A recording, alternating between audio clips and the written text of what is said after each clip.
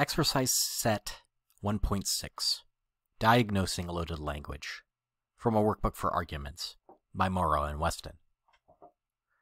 The objective of this exercise set is to train yourself to recognize and avoid loaded language. The instructions. We're going to go through the sample exercise and all of the odd-numbered exercises from Exercise Set 1.6. After I present each example, pause the video and look for loaded language. If the argument contains loaded language, indicate which words or phrases are loaded and suggest a less loaded way of saying the same thing. If the passage does not contain any loaded language, say so. After each example, I'll give an explanation. For your graded assignment, you'll complete all of the even-numbered exercises from Exercise Set 1.6.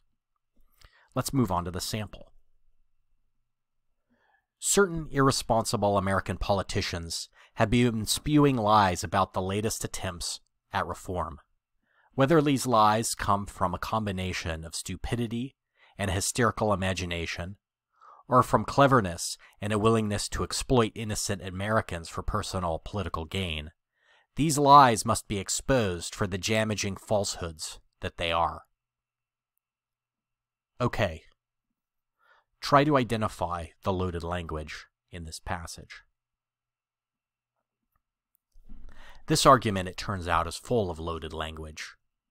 Calling politicians irresponsible makes them sound bad without yet saying what they're doing wrong, or what it is that makes them irresponsible. It could be deleted without affecting the actual substance of the argument. Spewing lies, similarly, is an emotionally evocative way of saying, making false statements.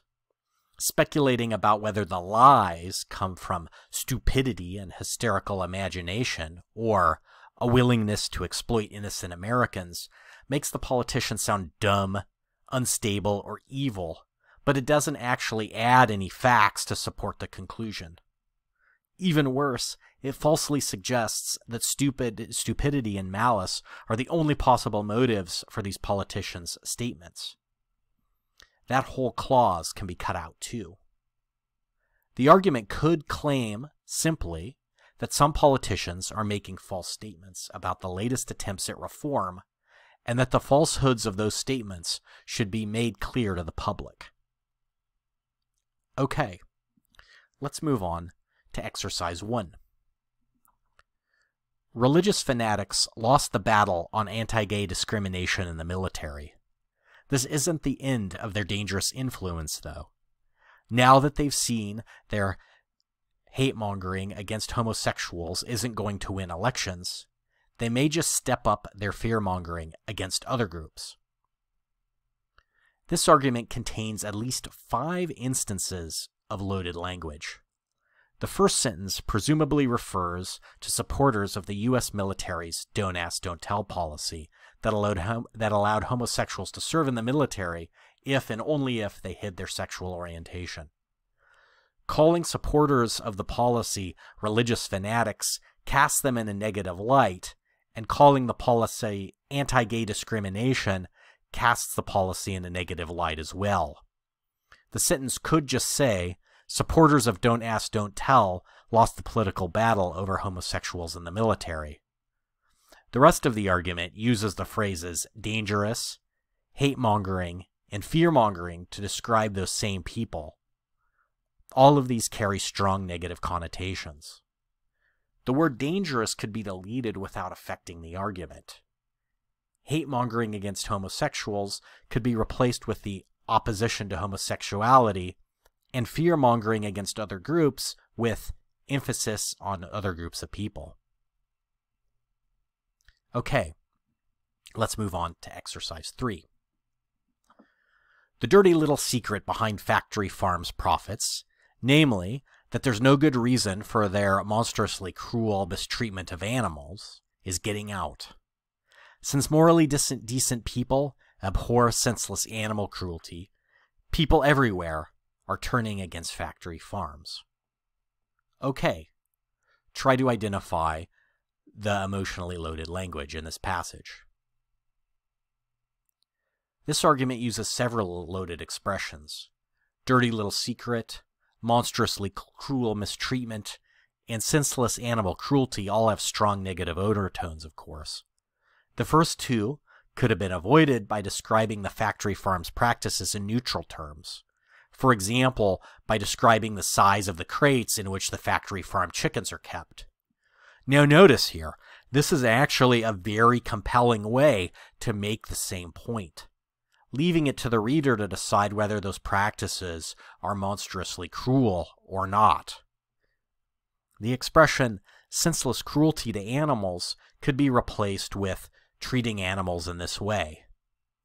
Finally, by saying that morally decent people abhor such practices, the argument suggests that anyone who's not outraged by factory farms is morally indecent.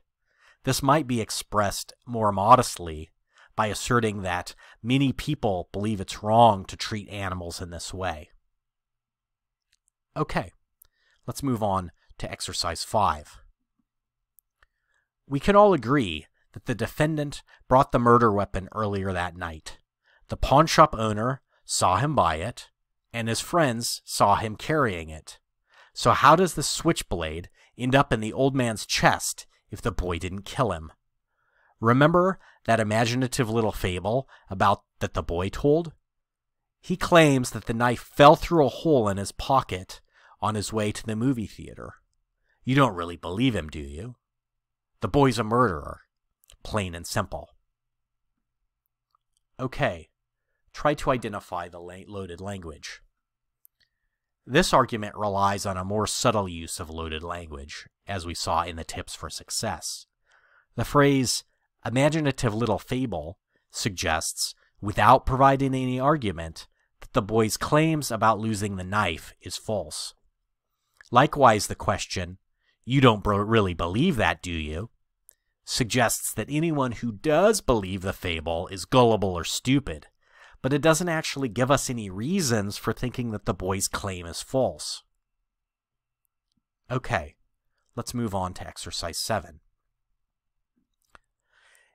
Instead of boring you with the details of the new and innovative accomplishments that I intend to achieve while I have the honor and privilege of serving as your class president, let me just say that when you vote for me, you won't just be voting for Tracy Flick.